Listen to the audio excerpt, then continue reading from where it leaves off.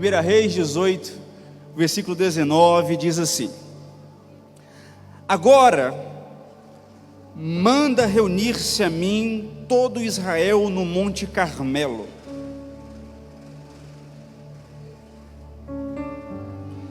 e traze os 450 profetas de Baal, e os 400 profetas do poste sagrado, que comem da mesa de Jezabel. Então Acabe convocou todos os filhos de Israel e reuniu os profetas no Monte Carmelo. Elias se chegou a todo o povo e disse: até quando vacilareis entre dois pensamentos? O vento está grande, né, gente? Louvado seja Deus. Não está escrito no versículo não. Se o Senhor é Deus, segue-o. Mas se Baal, segue-o. Mas o povo não lhe respondeu nada. Então Elias disse ao povo: só eu fiquei dos profetas do Senhor, mas os profetas de Baal são 450 homens. Tragam-no 2 novilhos, escolham eles para si um dos novilhos, dividam-no em pedaços e o ponham sobre a lenha, mas não lhe acendam um fogo. Eu prepararei outro novilho e o porei sobre a lenha, mas não lhe acenderei fogo. Então invocai o nome do vosso Deus, e eu invocarei o nome do Senhor. O Deus que responder por meio do fogo, esse é que é Deus. E todo o povo respondeu: é boa esta palavra. Podeis tomar seu assento. Meus irmãos, o que eu quero falar com vocês essa noite tem como tema o maior culto da Bíblia. Quando o fogo desce, mas a vida não muda. Quando o fogo desce, mas a vida não muda. Basicamente, o que estamos vendo agora, o que acabamos de ler, e se você puder ler em casa, 1 Reis 18, 19, e os capítulos seguintes, até o final de 1 Reis, vamos perceber, em especial agora que nós acabamos de ler, um contexto onde Elias manda uma mensagem para o rei Acabe, mandando dizer que ele quer se encontrar com o rei Acabe e os profetas e os líderes religiosos e definir quem de fato é o Deus de Israel, se o Deus que ele serve ou se os deuses Baal, Azera, que os sacerdotes de Acabe e de Jezabel adoravam. E ele chama para o vamos ver. Ele diz assim: vamos preparar o sacrifício, vocês vão invocar o Deus de vocês, eu vou invocar o meu Deus, e o Deus que fizer o fogo descer do céu, esse é que é Deus. E aí ele está dizendo para o povo de Israel: e o Deus que responder, vocês adorem a esse, se for Baal ou se for o Deus de Israel. Nesse contexto, nós estamos agora em nossa criatividade mental no Monte Carmelo. O sol ele está escaldante. Se nós achamos que feira está quente, quente estava lá, mais ou menos 60 graus, com sensações talvez mais quentes ainda. 3 anos e meio sem chover, porque Elias tinha dado uma palavra que não choveria sobre a terra, e Deus cumpriu e não estava chovendo durante 3 anos e meio. Então, além de quente, o sol estava rachando a terra, escaldante. Você percebia que os animais estavam morrendo de sede.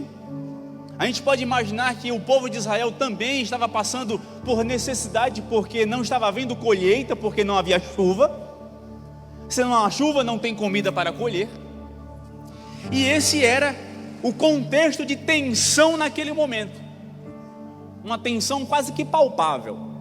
E Elias, o homem que disse que não deveria chover, agora está chamando todo o povo de Israel. Não era um pequeno culto, não era uma reunião de célula, não era alguns irmãos, não era algumas pessoas, era basicamente o rei de uma nação.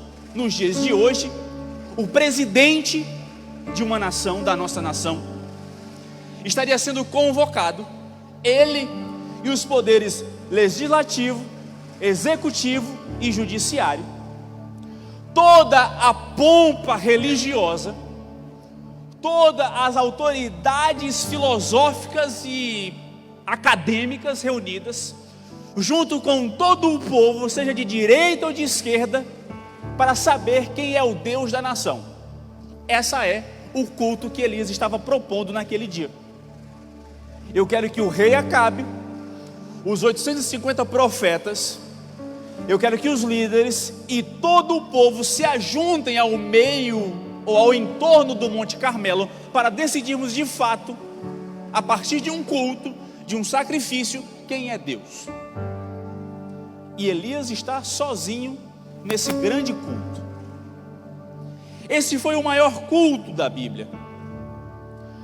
E para os dias de hoje, para a nossa visão, seria um culto excelente. Seria a definição de um grande culto que a presença de Deus se manifestou. Sabe por quê? Porque tinha público. Faltaria cadeira nos dias de hoje. Existia as maiores características. O líder do povo estava ali, o povo estava reunido, o povo tinha a expectativa de um grande milagre, e a essa expectativa foi atendida porque houve a manifestação da presença de Deus, ou de um Deus que eles estavam esperando. E existia uma resposta emocional. O povo no final diz assim: só o Senhor é Deus. Na planilha de um grande culto, tudo aconteceu. O povo se achegou, os líderes estavam, a presença de Deus foi manifestada, o fogo desceu do céu, o sacrifício foi aceito, e o povo chorou dizendo que só o Senhor é Deus. Isso é ou não é a manifestação e a característica de um grande culto que eu e você esperamos que aconteça hoje? Só que, de maneira honesta e sem romantizar, isso não foi um grande culto. Foi um grande culto de um homem só. Foi um grande culto de um culto solitário. E nós muitas vezes não estamos preparados para viver um grande culto solitário. Nós esperamos grandes mudanças, nós esperamos grandes milagres, nós esperamos grandes manifestações, mas nem sempre tudo isso é sinônimo de mudança de vida.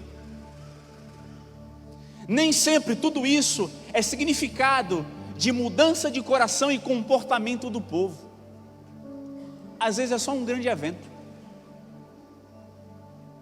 E a mudança que eu e você queremos ou esperamos para a nossa vida não vai ser precedida de um grande evento, porque nem sempre grande evento gera mudanças em nossa vida. E é sobre isso que eu quero falar com você essa noite. E não me tenha por chato, porque o que eu quero literalmente lhe perguntar é: o que nós estamos vivendo? Ou melhor dizendo, estamos apenas vivendo de cultos em cultos? Ou estamos vivendo uma verdadeira transformação? O fogo que nós estamos pedindo a Deus está mudando o nosso caráter? Ou está enfeitando somente o nosso altar? O fogo que nós estamos desejando, o avivamento que nós estamos querendo sobre a nossa vida, de fato está mudando o nosso caráter, transformando a nossa vida de maneira que não nos reconheçamos, ou está apenas enfeitando o nosso culto de domingo à noite? Perdão é culto de Santa Ceia, Mas vamos caminhar por esse texto e chegarmos ao consenso de que é necessário é mudança de vida. Antes que o fogo pudesse cair, uma coisa precisa ser dita. Elias se aproxima de todo o povo e lança uma pergunta que reflete em nós ainda hoje. Ele diz assim no versículo 21: até quando cocheareis entre dois pensamentos? Se o Senhor é Deus, segue-o. Se Baal é Deus, segue-o. O que Elias está dizendo e trazendo como diagnóstico para aquele povo é que eles estavam vivendo um sincretismo e uma indecisão entre eles. Eles estavam cocheando, ou seja, o termo cochear significa pular de um pé só, de um lado para o outro, sem se equilibrar em algum lado. Ou seja, eles estavam entre a presença de Deus e o mundo. Eles estavam querendo os prazeres carnais e o privilégio da santidade. E o que ele está dizendo é: o que é que vocês estão fazendo? Vocês vão ficar pulando de um lado para o outro, fazendo essa dança grotesca. Vocês nem servem a Deus, nem servem a Baal, mas vocês querem ver um sincretismo. O que é isso? Vocês querem unir as coisas boas das duas coisas e tornar uma coisa só, trazendo um novo significado e viver isso aí que vocês estão vivendo. O que ele está dizendo é que não tem como servir a Deus e ao mundo. O que ele está dizendo é: escolham e sigam. Não sejam instáveis, não tenham dúvidas do que vocês querem, escolham e sigam o que vocês querem. É ou não é os nossos dias hoje? O que ele está dizendo é que vocês querem servir ao Deus do patriarca de vocês no sábado, que é o sábado do descanso, mas de segunda a sexta vocês querem servir a Baal, porque vocês precisam colher. Vocês precisam viver os prazeres de Baal, porque vocês querem a permissividade de Baal e querem a salvação do Jeová. Tiago, capítulo 1, versículo 8, ele fala: o homem de coração dobre é inconstante em todos os seus caminhos. Isso retrata o que Elias estava falando para os dias e para aquele povo. O coração dobre significa literalmente ter duas almas. Em outras palavras, é um monstro de duas cabeças, que cada um quer se alimentar de uma fonte, mas ele se rasga no meio, porque não tem uma fonte de verdade que alimenta aquela alma, porque ele tem duas. É alguém que serve a Deus e a Baal. Era o contexto daquele povo e é o que Elias estava perguntando. Porém, o cochear não é apenas uma indecisão, mas ela é uma paralisia, porque ela para. Você não serve de fato ao pecado e você não serve de fato ao Senhor. Você não vive de fato os privilégios da santidade diante de Deus, e vocês não vivem o privilégio de fato de estar diante de Baal. E o que as pessoas precisam entender é que o perigo de estar em cima do muro não te torna alguém indeciso, porque o dono do muro também é o diabo. Deus, Ele quer exclusividade, Ele não quer dividir o muro com ninguém. Veja, isso é tão óbvio, que você, em sua casa, o mais comum é que, apesar de serem duas casas coladas uma na outra, cada um tem a sua parede. Porque se alguém quiser quebrar, passar um cano, instalar qualquer coisa que quiser, derrubar, o muro é seu. Ninguém quer aqui, em sua maioria, dividir o muro com ninguém, mas queremos forçar Deus a dividir o muro com Satanás. Desculpa. A gente não quer dividir o muro da nossa casa com o nosso vizinho. Na verdade, os que podem ainda compram um terreno para não ter que separar nada. Mas às vezes, ou como o povo de Israel, eles estavam dividindo o coração entre Deus e Baal. E é o que ele está dizendo: vocês estão cocheando entre esses dois pensamentos. E aqui há uma das frases na Bíblia, talvez uma das mais tristes, porque eles dizem assim: porém, o povo nada. O povo, a nação inteira, nada lhe respondeu. Não é um silêncio de reverência ou temor ao que ele está dizendo, mas é um silêncio de medo e de conveniência, porque eles não queriam concordar com Elias, porque se concordassem, eles estavam debaixo da perseguição de Acabe e de Jezabel. E eles não poderiam concordar com Acabe e Jezabel, porque estaria debaixo da perseguição e da justiça de Deus. Então, vamos nos posicionar como os crentes de hoje. Sou neutro, não me meto em briga nenhuma, escondo a minha vida cristã só para mim mesmo e não declaro isso a ninguém, porque ninguém precisa saber o que eu penso. Assim se comportou o povo de Israel, de maneira neutra, em silêncio, sem manifestar para quem era a sua adoração.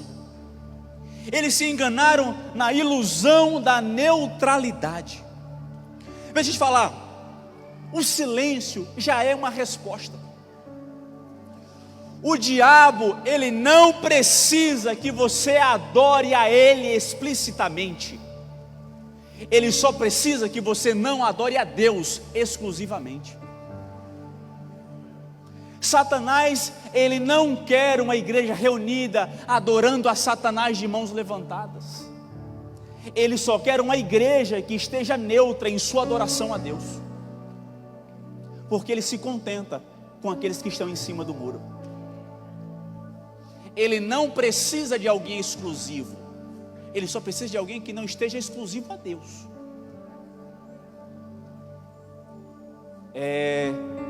Culto de Santa Ceia. Mas eu preciso não. Eu preciso para a minha vida. Mas eu quero para a sua vida que nós, como igreja, entendamos a responsabilidade de não estarmos em cima do muro, porque pode ser hoje que Jesus volte e os que estão em cima do muro vão ficar. E eu vou responder a Deus pelo que eu estou falando a vocês. Então eu preciso falar: quem está em cima do muro, fica. Não adianta participar da ceia se eu estou em cima do muro. Por que eu estou falando isso? Para que entendamos o verdadeiro significado do pão e do cálice, porque representa o sacrifício de Jesus Cristo na cruz do Calvário, derramando o seu sangue para pagar o preço que eu e você não podíamos, para que hoje possamos glorificá-lo, exaltá-lo e entender que Ele é o Senhor e Salvador da minha e da sua vida, de tal maneira que sejamos exclusivos dEle.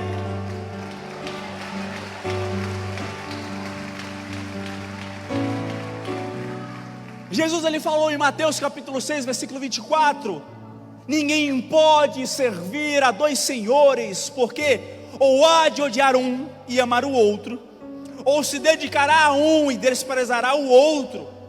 Jesus, ele não deu uma terceira opção. Assim nós também não temos uma terceira opção: ou adoramos a Deus ou não. E a pergunta de Elias é para os nossos dias: eu e você continuaremos cocheando entre dois pensamentos? Vamos seguir. Veja, o maior culto da Bíblia nos ensina portanto, que Deus não aceita a adoração de quem não assume a posição de adorador. É por isso que Deus procura verdadeiros adoradores. Portanto, antes do fogo descer, a neutralidade que há em nosso coração precisa morrer. Precisamos ser extremistas em nosso amor a Deus. Não dá para ser pouco. Não dá para ser pouco. Não dá para ser mais ou menos. Não dá para ser quase tudo. Tem que ser inteiro. Pastor, você é isso? Estou tentando. Por que eu falo isso?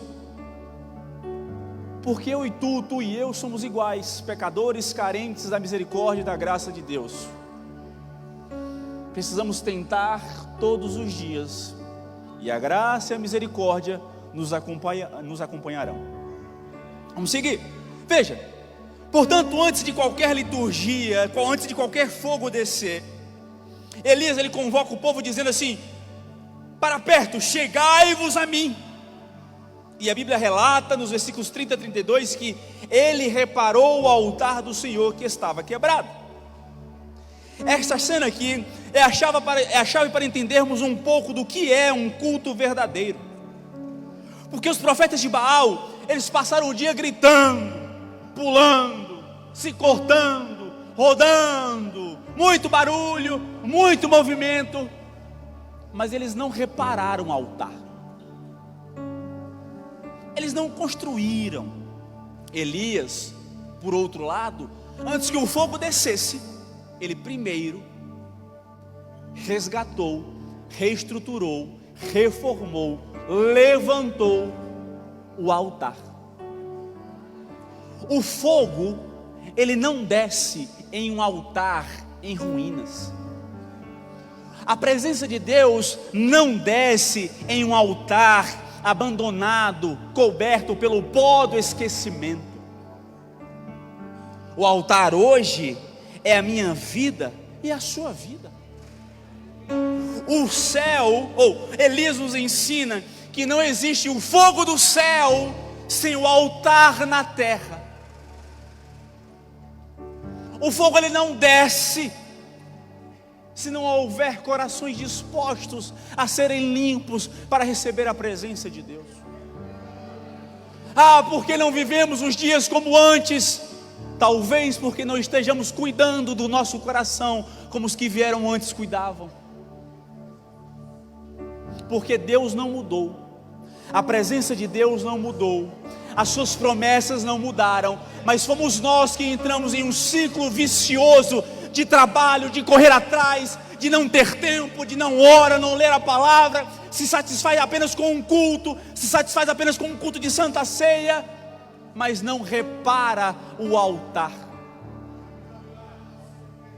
não repara o coração diante de Deus. Elias então, ele começa a reparar o altar. O interessante é que a Bíblia diz que Elias, ele tomou 12 pedras, simbolizando cada tribo de Israel. Só que tem um detalhe: naqueles dias, pastor Zé, Israel estava dividido entre povo do norte e povo do sul. Norte Israel tinha 10 tribos e Judá tinha 2. O que ele está dizendo é que eu não me importo com a divisão humana. O altar precisa ser estabelecido dentro e debaixo da promessa de Deus. E a promessa de Deus não são reinos divididos, mas é um povo unido. Ele não estava apenas edificando um altar, mas simbologicamente ele estava reestruturando e reunindo Israel de novo em um só povo, um só Deus. E Elias agora nos ensina que é necessário retornarmos para um verdadeiro culto, a uma identidade original. Elias ele não inventou moda, Elias ele não inventou pregação, Elias não inventou o milagre, Elias não inventou o discurso, Elias fez o básico: repara o altar, reestrutura o altar. Ou seja, qual é a identidade original do povo de Deus? É um povo que busca a palavra, é um povo que busca a santidade, é um povo que busca a unidade, é um povo que restabelece a sua aliança na presença de Deus. É necessário voltarmos a reestruturar o nosso altar antes que o fogo possa descer. Onde não há princípio, não há altar sustentável. Então, Elias, ele não se contenta em somente reparar o altar. Ele cava ao redor do altar e diz assim: enchei 4 cântaros de água e derramai-o sobre o holocausto, sobre o sacrifício, e derramai-o sobre a lenha e enchei-o ao redor. Façam isso uma segunda vez, façam isso uma terceira vez. Gente, estava sem chover em Israel 3 anos e meio. Estava sem água em Israel, sem chuva, 3 anos e meio. Aí chega Elias e derrama 12 cântaros de água em cima do sacrifício. Nos olhos de todo mundo isso era quase uma ofensa. Como é que eu estou com sede e estou sem água e tu está derramando água sobre um sacrifício morto? Só que Elias estava dizendo uma coisa: vocês aí, profetas de Baal, o Deus de vocês, cadê? Ele deve estar ocupado, ele não está ouvindo vocês, gritem mais alto. Aí chega na vez de Elias, ele derrama para dizer assim, para que vocês não digam que tem uma lenha acesa embaixo e disse que eu usei de artifício, eu vou dificultar o meu Deus. Eu já acho uma audácia de Elias, dizendo assim, vamos chamar para o ringue o Deus de vocês e o meu, e o que ganhar é o Deus. Foi o que Elias fez. Sabe quando você escolhe o campeão? O meu campeão é esse, o teu campeão é esse, quem sustentar é o campeão dos pesos, não é assim? Foi o que Elias fez. Chamou para a briga o Deus deles, e não é que eles iam brigar não, é o meu Deus. Alguém marcou uma briga para Deus, e Deus deixou. Agora ele está dizendo assim, Deus, eu vou dificultar para o Senhor por conta deles. Eu vou derramar água sobre a lenha, sobre o sacrifício, para não dizerem que está acesa embaixo. E agora Elias elimina qualquer dúvida humana. Os profetas de Baal eram esforço humano tentando manipular o divino. Elias, por outro lado, ele fez o oposto. Ele não tentou facilitar, ele dificultou. Ou seja, ele molhou o sacrifício para mostrar que a resposta de Deus não depende de uma ajuda humana, mas somente depende da soberania divina. Deus faz se Ele quer, e se Ele não faz é porque Ele não quer. E nesse é o contexto. Contudo, esse é o cenário do maior culto da Bíblia. Observem, o fogo, ele desce, ele queimou o sacrifício, ele queimou a gordura. O texto diz que lambeu a água, mas o fogo não queimou o pecado do povo. O fogo, ele não queimou o pecado do povo. Se no capítulo 18 que nós lemos é o domingo de glória, e nos dias de hoje é o domingo de Santa Ceia, o capítulo 19 é a segunda-feira da depressão. Porque agora no capítulo 19 é aqui que nós muitas vezes erramos, romantizando a nossa vida e romantizando a palavra de Deus, romantizando o avivamento que nós tanto pedimos. Achamos que depois de um culto poderoso, onde Deus responde com o fogo e com a sua presença, no outro dia vai estar todo mundo restaurado, vai estar todo mundo de cabeça balançando, porque a presença foi muito grande. Não. Quando amanhece a segunda-feira,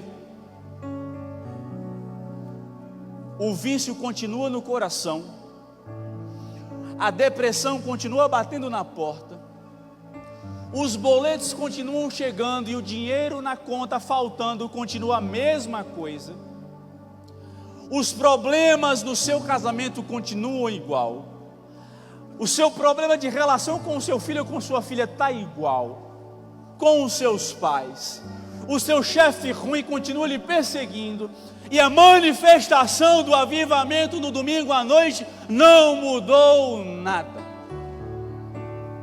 Por isso o fogo desce, mas a vida não muda. Esse é o cenário do maior culto da Bíblia. Veja, aqui nós temos, seguindo, uma realidade chocante, porque o milagre ele não mudou o coração. No capítulo 19, no versículo 1, diz que Acabe fez saber a Jezabel tudo o que Elias havia feito e como matar a espada todos os profetas. Acabe, ele viu pessoalmente o fogo descer do céu, consumir o sacrifício. E Acabe mudou de coração? Não. Ele apenas se tornou um fofoqueiro do sobrenatural. Ei, Jezabel, aconteceu que o fogo desceu, Deus de Elias se manifestou, consumiu o sacrifício e Elias mandou matar os profetas inteiros. O coração de Acabe estava igual. Ele viu a soberania de Deus, mas não se converteu. E qual foi a reação de Jezabel? Ela rasgou as vestes em tristeza ou em vou me definhar diante do Deus que se manifestou? Não. Versículo 2, Jezabel. Então Jezabel mandou uma mensagem a Elias: assim me façam os deuses e outro tanto, se até amanhã, a esta hora, eu não fizer com a tua vida como a de um deles. Jezabel, ela ouviu que o fogo desceu, ela ouviu que o Deus dela não se manifestou, e ouviu que o Deus de Israel fez descer fogo do céu e consumiu o sacrifício, e ela está dizendo: agora Elias, eu te mato. O coração de Jezabel não se converteu. Ou seja, muitos podem ver a presença de Deus manifestando, muitos podem ver milagres ocorrendo, muitos podem participar do culto e ser verdadeira testemunha, mas não se converter. E vai ser tão triste quando um monte de membro de igreja não subir para o céu. Misericórdia? É misericórdia. Porque, vamos falar entre nós aqui, e eu vou falar, abrir um parênteses, tá? Não vou usar essa palavra não. Mas para aqueles que reclamam da forma que a gente fala aqui, vou falar do jeito baiano, e quem está aqui vai me entender. O bagulho é doido. Vai ter um monte de gente sentado na cadeira que quando o arrebatamento acontecer, vai ficar. Vai ficar por quê? Porque não se converteu. Simples. 2 mais 2 é 4. Não se converteu, não sobe. Olha que fácil. Se converteu, sobe. Isso é o retrato do versículo 1 e do versículo 2. Agora, o interessante é que exige um colapso agora de Elias, Porque Elias anteriormente no capítulo 18, eu chamei vocês e aconteceu. Agora no versículo 19, Elias, dá o gás. Porque Elias, diante de 850, diante do rei, diante do povo inteiro, foi muito homem, mas correu feito um doido de Jezabel. Meu irmão, Elias andou 40 dias, dia e noite andando sem parar, com medo de Jezabel. Elias entrou em depressão. No versículo 3 diz: o que vendo ele, levantou-se e foi para escapar com vida, se foi.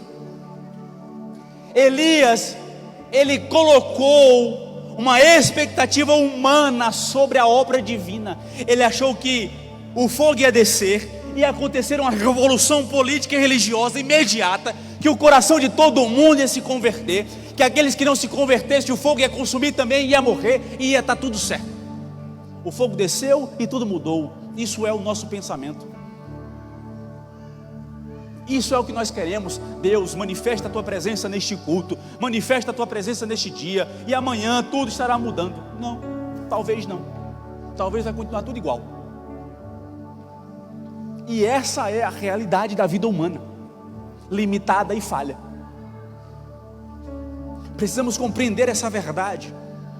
E aí isso nos ensina aqui sobre a frustração do dia seguinte. Quantas vezes saímos de um culto de fogo, cheio de esperança, e na segunda-feira nós recebemos uma notícia ruim, o vício batendo a porta. Ei, eu estou aqui, tá?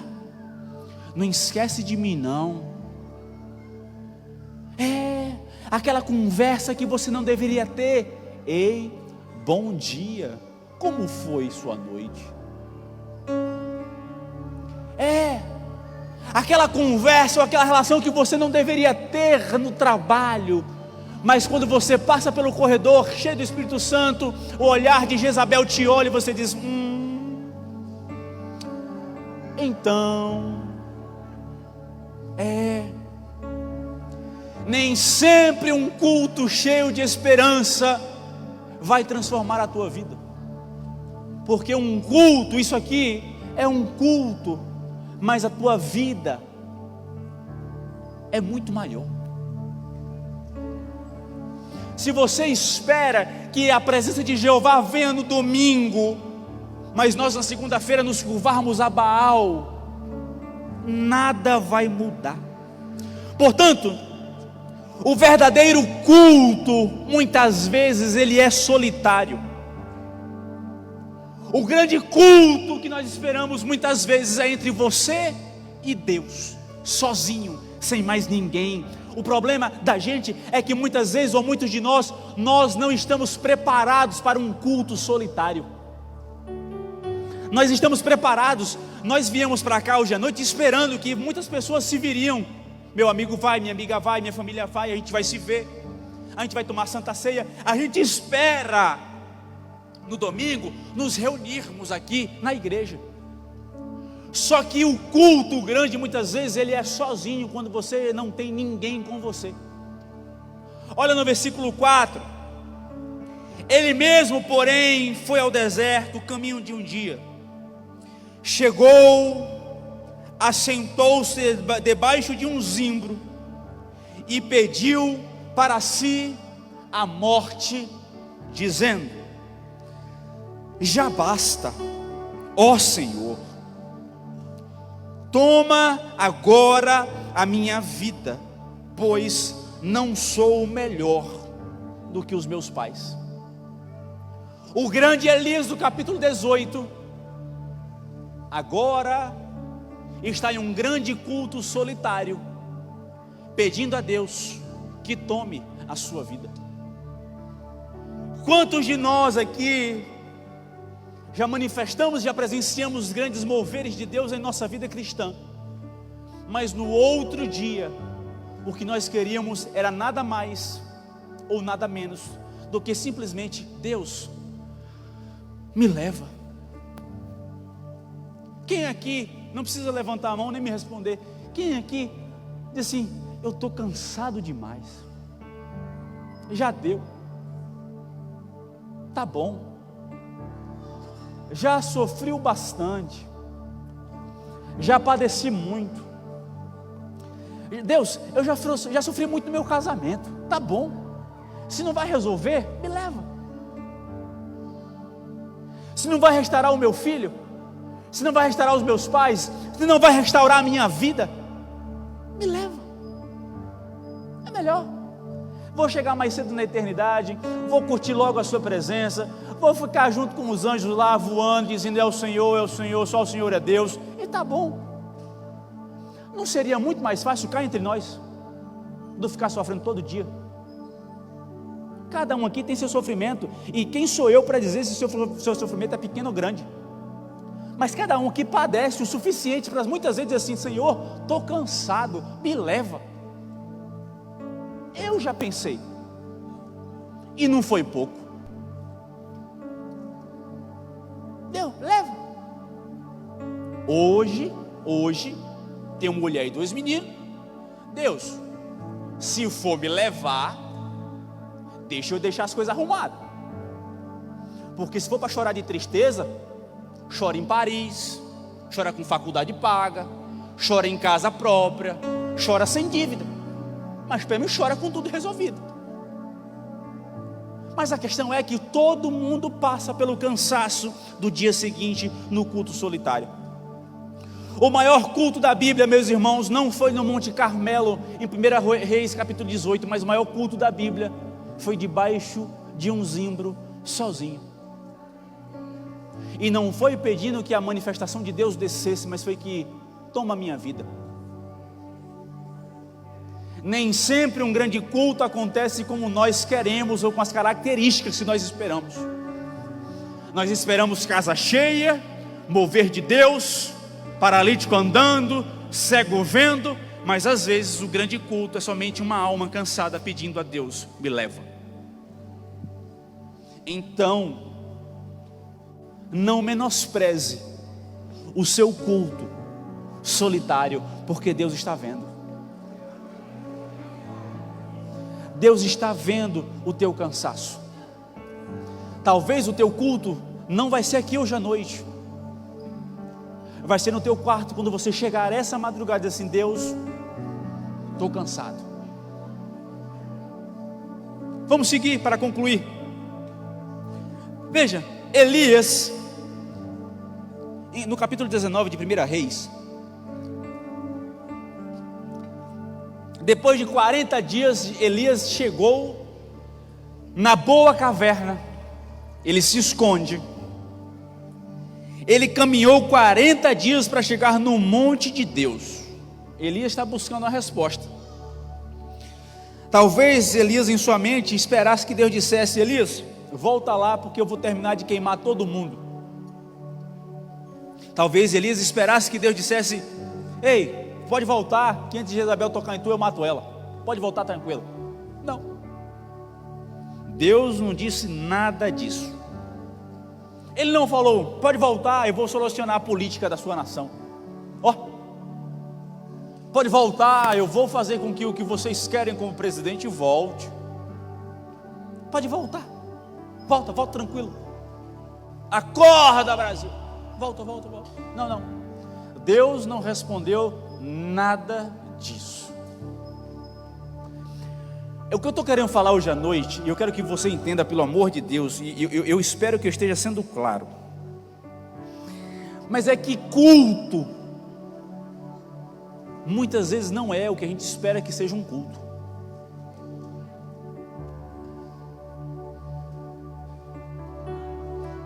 Você pode estar cultuando nas suas particularidades, quando ninguém está vendo, sem muito algazarra, sem muito barulho, sem muita luz, sem muita coisa, mas você lá na pia, lavando o seu prato sujo, você varrendo a terra da sua casa, você cortando a grama do seu jardim, você alimentando a planilha com os dados do trabalho, mas o seu coração às vezes está cultuando a Deus. Você na sala de aula, quando você está vendo um professor declarar explicitamente aquilo que você não concorda e você está no seu coração. Deus, o Senhor conhece o meu coração, o Senhor conhece o meu contexto. Eu estou reunido em torno de pessoas que não concordam, mas o meu coração é teu. Às vezes este é o teu culto. É o culto quando você está chorando pelo sofrimento do teu dia. Às vezes o que eu estou querendo dizer essa noite é que o teu culto pode não ter as características que nós colocamos em um quadro como deve ser um culto. Amém? Todo mundo está entendendo? Glória a Deus. Vamos concluir e quase encerrando.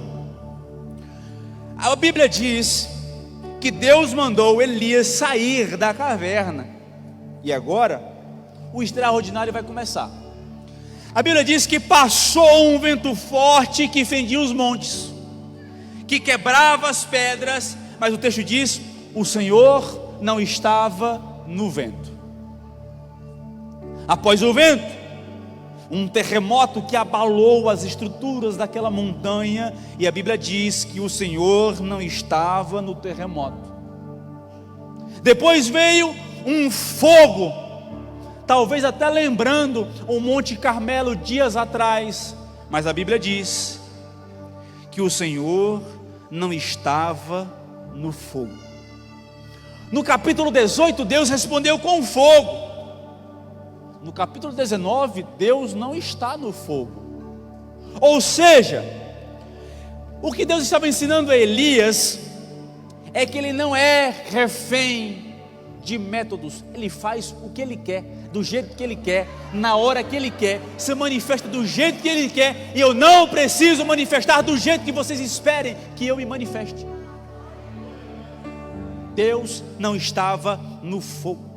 O fogo do Carmelo foi para provar a soberania externa de Deus para os pagãos, mas o fogo não serve para curar uma alma ferida de um profeta. Para curar a depressão de Elias, Deus não usou o barulho, mas no versículo 12 diz assim: uma voz calma e suave. Deus ele não trabalhou com um barulho para manifestar aqueles que já conhecem a presença, mas aqueles que conhecem a Deus, ele se manifesta talvez de maneira suave e tranquila. Agora imagine eu e você naquela loucura do nosso dia a dia, para cima e para baixo, para a direita e para a esquerda, vai, sai, eu preciso. E Deus está assim: ei, Maria, ei, João, ei, Jones. E eu e você não escutamos porque estamos esperando Deus se manifestar no fogo, no vento, no terremoto, e Deus está falando numa brisa suave. Só que nós não estamos ouvindo a voz de Deus, porque estamos esperando que Ele se manifeste de um determinado jeito. Às vezes não esperamos que o grande e poderoso Deus se manifeste de maneira tranquila e suave. Veja, o fato é que a intimidade não é construída nos gritos do púlpito.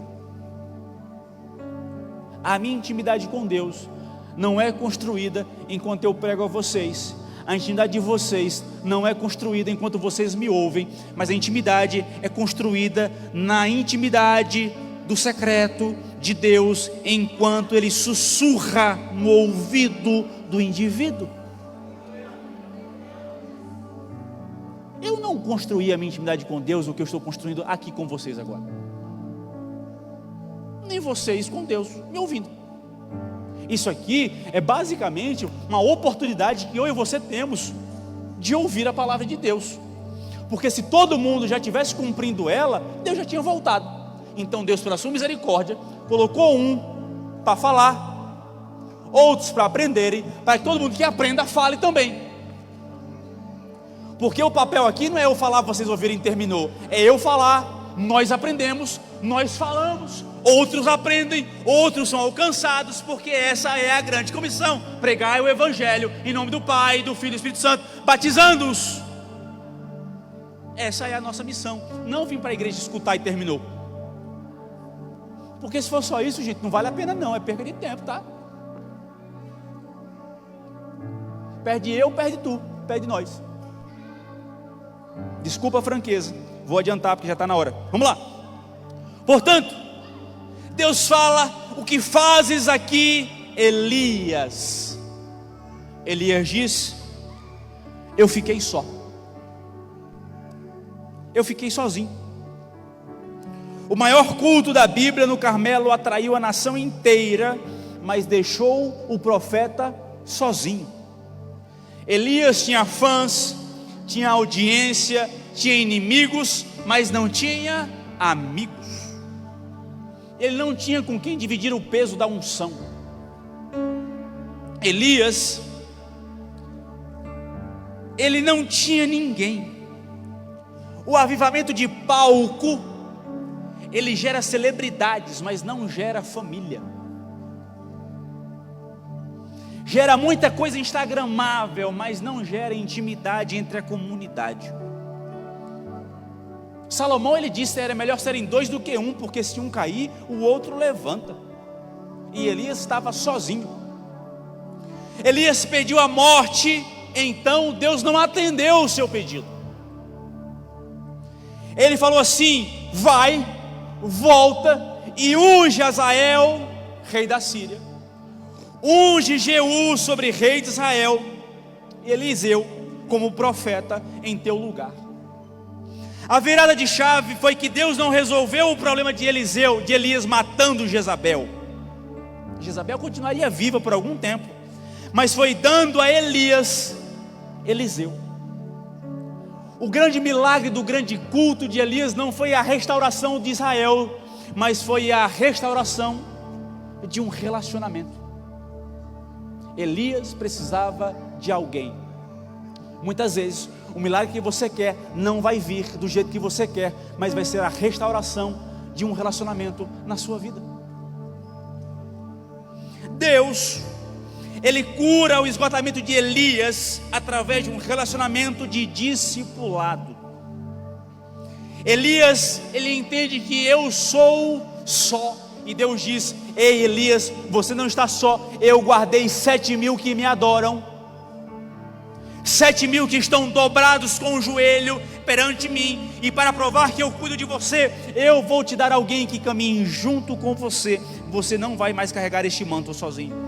Elias, então, no versículo 19, ele passa, o culto solitário termina, ele joga a capa, e Eliseu viu, ele beija o pai, beija a mãe, deixa os bois e vai seguir a Elias.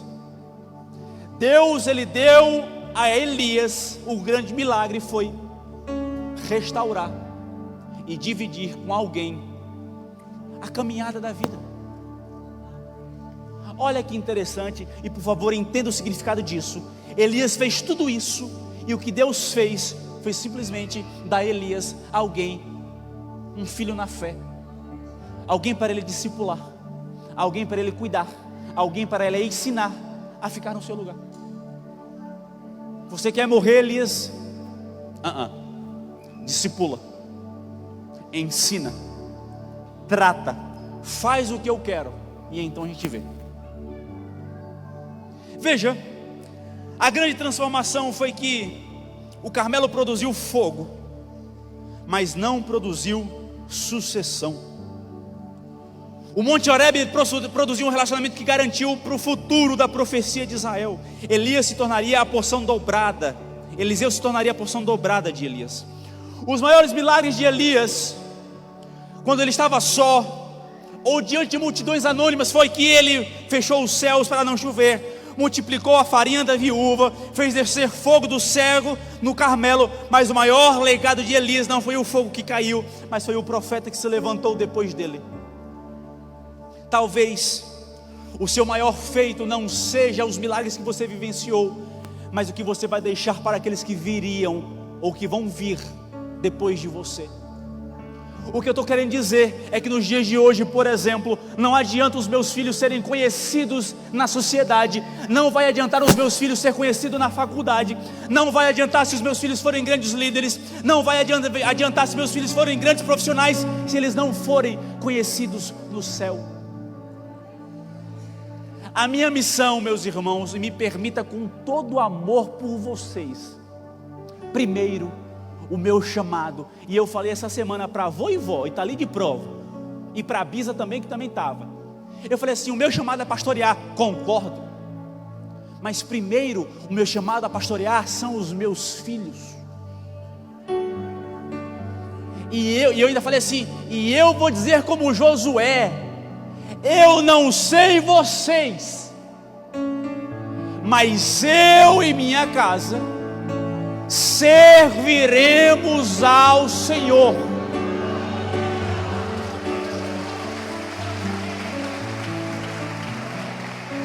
O que Elias fez foi justamente cuidar de alguém que viria depois.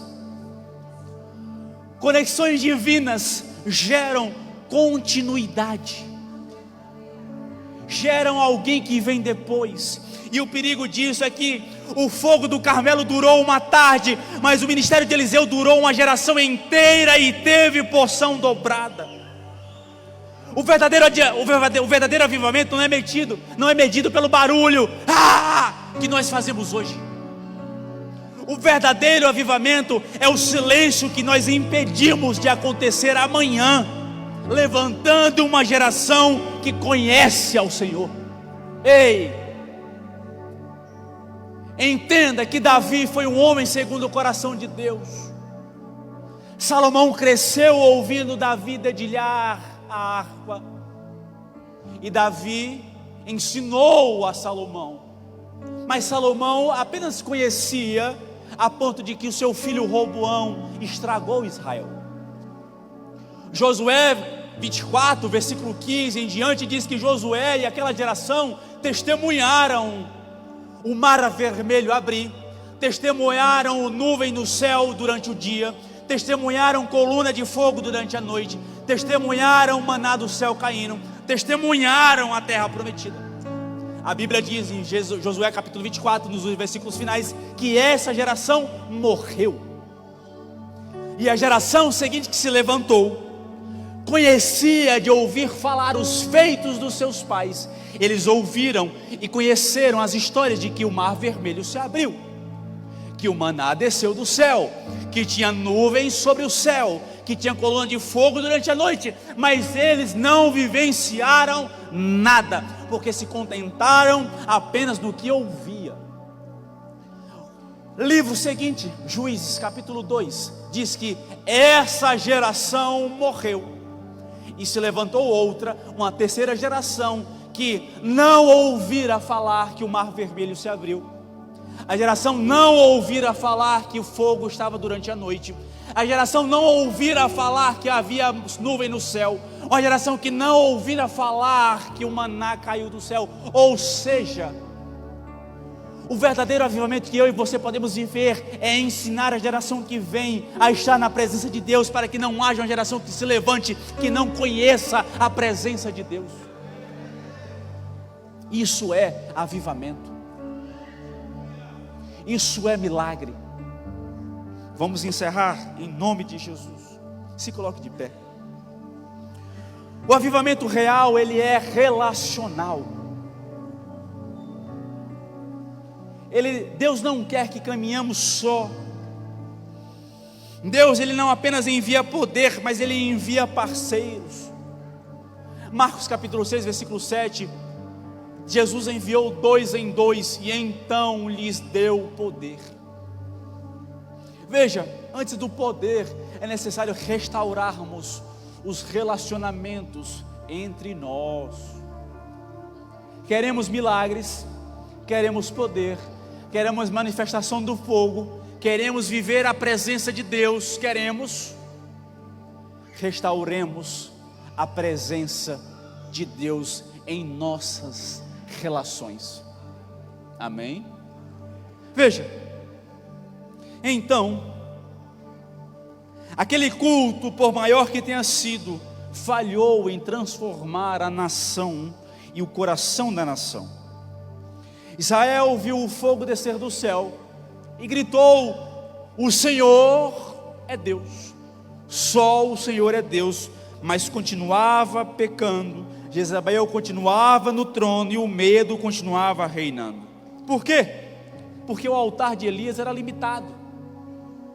Era um homem promovendo o sacrifício.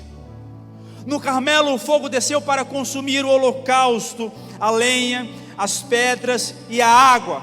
Qual foi o resultado imediato? A morte. Elias ordenou lançar em mão dos profetas de Baal, que nenhum deles escape. O ministério de Elias representa a lei e o juízo.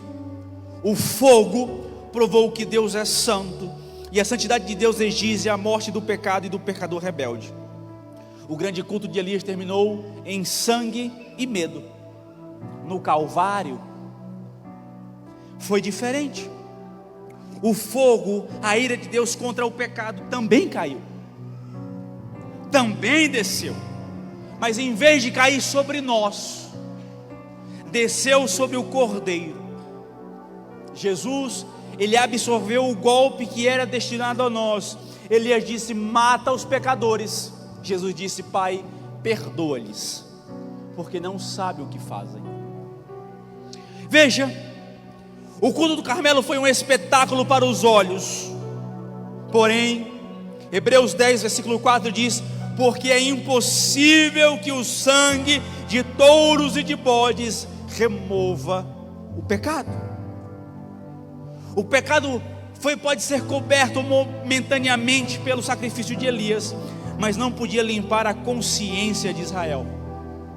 Já na cruz, o sangue de Cristo não estava diante de aplausos, não estava diante de comoção, mas estava diante de trevas, dor e solidão. O véu se rasgou de alto a baixo. O sacrifício de Cristo não visava impressionar a plateia, mas queria recriar o coração humano. Veja, o sacrifício de Elias mostrou o poder de Deus sobre a natureza. O sacrifício de Cristo mostrou o poder de Deus sobre a natureza humana. O sacrifício de Elias não restaurou nada, apenas mostrou a soberania de Deus. O sacrifício de Cristo mostrou que Deus nos ama. Ou seja, precisamos entender o sacrifício de Jesus em comparação com o sacrifício de Elias. Devemos entender que Elias terminou o seu culto sozinho, deprimido e pedindo a morte. Jesus, ao terminar a sua obra e ressuscitar, não ficou só. Ele soprou aos discípulos e disse: recebereis o Espírito. Veja, o sacrifício de Elias gerou um profeta isolado na caverna, e o sacrifício de Cristo gerou uma igreja cheia do Espírito Santo de Deus. Precisamos entender que não invejemos o fogo de Elias se não tivermos o amor de Cristo. Não invejemos o fogo do céu se não carregarmos a cruz de Cristo. Portanto, nessa noite, eu encerro em nome de Jesus. Eu falo para 3 grupos aqui. Primeiro, para aqueles que estão cocheando entre 2 pensamentos, está na dúvida se serve a Deus ou se serve ao mundo. Te digo, escolhe e siga. Estou falando para outro grupo, aqueles que estão dentro da caverna. Deus está dizendo de maneira tranquila e suave: vem e volta, porque eu vou restabelecer aquilo que eu quero para a sua vida. Portanto, abre mão dos teus medos e se entrega na presença de Deus. E o terceiro grupo, e encerro, aqueles que estão se sentindo sozinhos. Fiquei só, Deus. Entenda, Deus, através da sua presença, através do seu milagre, através da sua plenitude em sua vida, Ele quer restaurar relacionamentos em sua vida, para que você não esteja sozinho. Porque a Bíblia diz que é melhor serem 2 do que 1, para que quando um cair, o outro levanta. Então, meus irmãos, Se você é um desses 3 grupos, curve a sua cabeça comigo e vamos orar em nome de Jesus. Senhor Deus, Pai que estás nos céus, estamos em Tua presença para Te louvar, Pai, Te agradecer e Te engrandecer. Declarar, Pai, que Tu és o nosso Deus, declarar que Tu és o nosso Senhor. Entendemos, Pai, que sozinho nada somos, nada podemos, não temos capacidade, mas a Tua graça e a Tua misericórdia nos sustenta, nos trazendo a oportunidade de hoje estarmos aqui em Tua presença. Muitos de nós, Pai, estão cocheando entre 2 pensamentos. Muitos de nós, Senhor, estão sozinhos, escondidos na caverna. Outros estão, Senhor, se sentindo sozinhos, sem ninguém para dividir o peso da vida. Sobre cada um desses corações, sobre cada um que pensam dessa maneira, Pai, manifesta a Tua presença, manifesta o Teu toque, manifesta, Senhor, o Teu afago, manifesta a Tua voz tranquila e suave. Restaura, Senhor, aqueles que estão se sentindo sozinhos. Restaura, Senhor, aqueles que estão com medo. Restaura, Senhor, aqueles que estão cocheando entre 2 pensamentos. Mas estabelece a Tua presença em nosso meio, em nome de Jesus. Então, que manifeste a Tua presença em nosso meio, para que aprendamos e aprendamos em Tua presença, em nome de Jesus. Amém.